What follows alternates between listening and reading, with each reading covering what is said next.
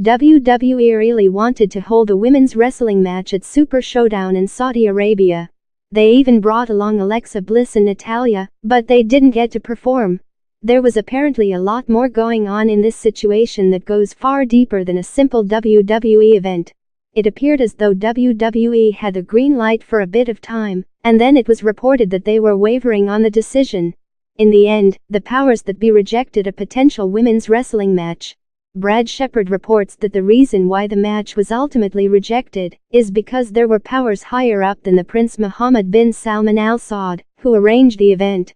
Only time will tell if those minds could change, and WWE will eventually be allowed to have an event in Saudi Arabia where women can compete. It's not looking good in this situation right now. WWE must have been holding out some serious hope that they would be allowed to have women perform on the show to bring Bliss and Natalya along with them. However, their match was ultimately rejected because of traditional barriers far outside their control.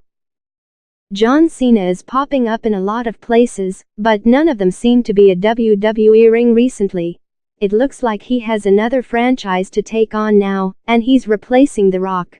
Deadline reports that John Cena has been confirmed for the upcoming Fast and the Furious 9 film.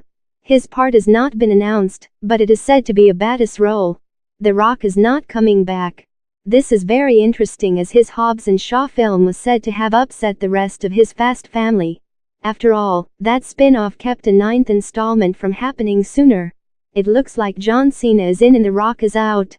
We will have to wait and see how this franchise turns out, and perhaps this could be the vehicle that might bring The Rock and Cena in the same film eventually, but it's not happening for Fast 9. As seen in the main event of Super ShowDown, The Undertaker defeated Goldberg. The match ended when Taker chokeslammed Goldberg and pinned him in the middle of the ring. The match lasted almost 10 minutes. During the match, the jackhammer from Goldberg on The Undertaker was actually turned into a brainbuster, and Taker was dropped on the back of his head. According to a report from both Slice Wrestling and Brad Shepard, Undertaker and Goldberg had a verbal argument backstage after their match, as Taker wasn't happy with how the match ended, and how Goldberg did some of the spots.